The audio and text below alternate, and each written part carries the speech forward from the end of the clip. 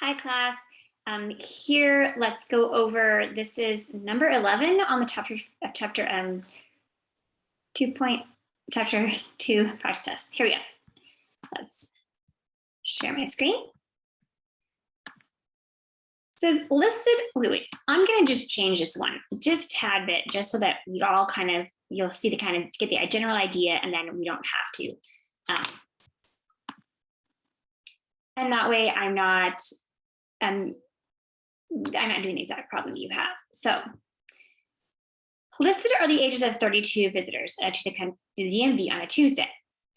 So here's all the 32, listed are the ages. So there's the ages of all the different the people that are visitors to the DMV.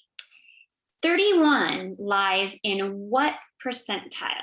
And so when they ask this, they're really asking, what you could think of it in the way, because a percent and a fraction are very similar. A percent shows an amount of a whole, and then the fraction is amount of a whole as well, right? So I think what fractional part of the data is less than this, equal to or less than 31. So normally, typically, you just count the number of data values that are less equal, they're smaller than, so that all of this data has to be in order from smallest to greatest first, which does look like it appears to be the case. So like the 18, okay, so then it's 21, 22, 23, 26, 27, 28. So this is going from smallest all the way to 77, the largest. So it's already in order for us from smallest to largest. So we just have to count the number of data values that are smaller or equal to this 31. So 1, 2, 3, 4, 5, 6, 7, 8, 9, and 10, and 11. That are equal to or smaller than 31. Now, technically, the typical way to do this would be then to take 11 and that is a number that's equal to 31 or less than 31, and then divide by the total number of data values. So however many here, I don't have to count them all now because there's 32. So normally you would do that and then multiply by 100 and get your answer.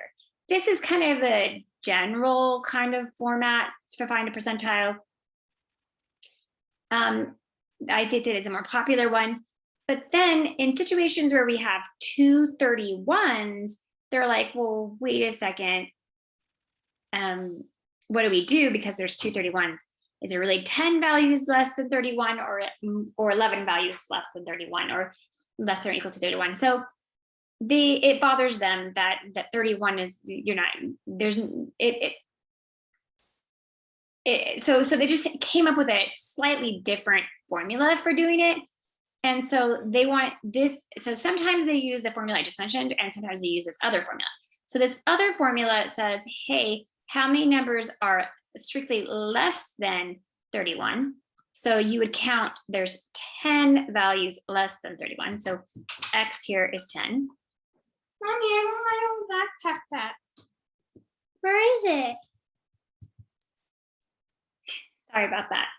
All right, so X, the number of numbers strictly less than 31. Oh, wait, it's 9. What am I saying? 31 is, let me just, 1, 2, 3, 4, 5, 6, 7, 8, and 9. 9 values strictly less than 31.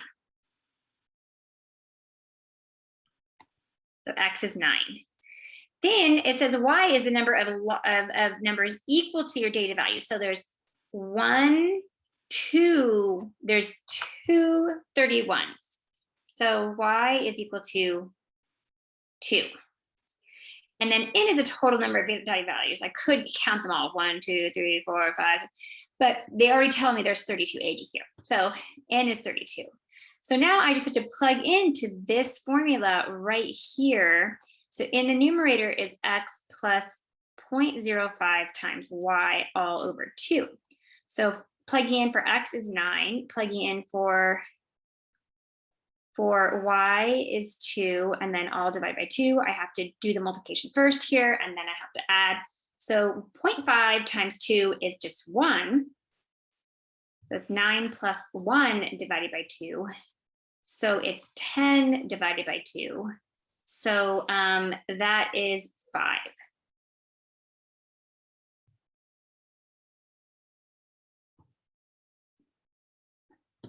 Sorry.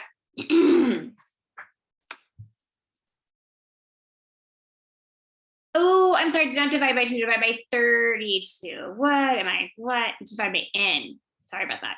Where did I get this divide by 2? Getting tired, must be getting tired. Divide by n, so that's what the formula says.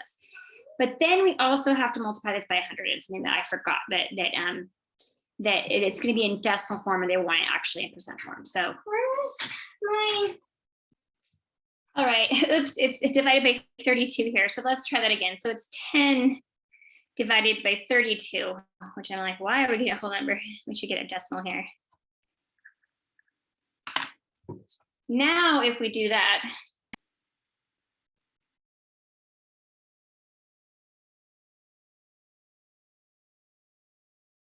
then it's 31. Then I get this decimal 0.3125. And then if I write the word decimal and I write percent in alphabetical order, and then I focus on what I have. I have a decimal and I'm trying to convert to a percent. So I move the decimal in that direction where I just drew the arrow. So 1, 2 times, so it's 31.25%. So it is the 30, usually they run it to a full number. So it's the 31st percentile. So 31, if that's not confusing enough, the data value 31 is the 31st percentile. So that is a formula we can, that we can use, and we can kind of sort of check. So 30, 31, 31st percentile should be like a third of the way through the data, and a 10 is like a third of the way through the data, so that does make sense. All right. Have a great day. Take care. Bye.